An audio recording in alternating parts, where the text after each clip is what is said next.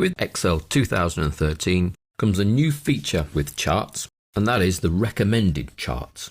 Previously, you would have to have created the charts the normal way, but now we have a very quick method to help us out.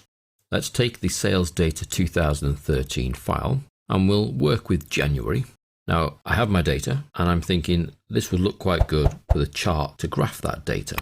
If I highlight cells I would like to graph, and then I go up to Insert, Recommended Charts. This opens a dialog box with a number of recommended chart types down the left here, and all I need to do is click through those recommended charts to see a preview, and then pick the one that I'm interested in. So it's recommending a clustered bar, a stacked column, where each color represents a different product. So we can see there that East has got the highest sales, and then a large proportion of those are cars. We have a clustered column, so you have a little block for the actual sales, and then each vehicle type is a separate cluster. A stacked column, so everything's stacked. A bubble, which shows the planes sales. And then a 100% stacked column, where the columns are stacked to 100%, and effectively each shady color is then a proportion of the total. That way you can compare values between, in this case, regions. Although the totals are different, if we look at the proportions of the total, that's sometimes a little easier to compare the values. That way we can see that West has sold more cars as a proportion of their total sales. They may only have sold one, but they've sold a large proportion than the other three regions. So these are the recommended charts. You simply choose the chart that you like the look of. I'm going for the quite plain clustered column, and then OK. And your chart appears as an object on the sheet, and we can move that object and we can resize the object. Stay with the corner handles and everything stays in proportion.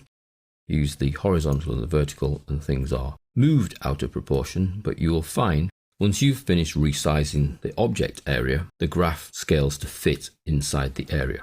So sometimes making it taller is actually what you want to happen, or wider, dependent on your data really.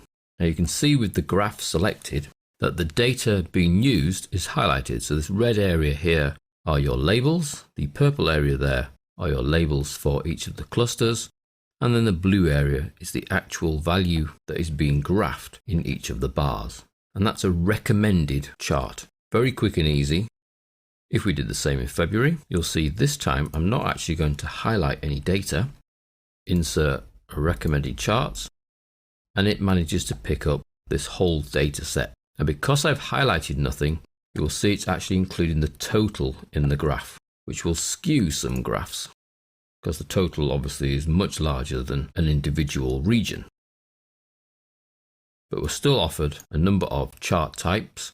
This time we've been offered a stacked area, which was different to before, and this one's different to before because the bars are horizontal, and then there's a line chart as well. So you will see that the recommended chart types are not always the same, so you may get offered different ones each time. The main reason that these are different is because there's a slightly different set of data because the totals are included. If you don't want the totals included, then you will need to do as we did in January, which is to actually highlight the data that you would want graphing along with the labels so it knows what to place in the chart as labels. Then go to recommended charts, and you'll see we get the same options then as we got when we were in January, because we don't have those large total columns and rows to choose. This time I'm going to go for clustered column. OK. The chart appears as an object that we place where we want and resize to fit so it displays on the sheet.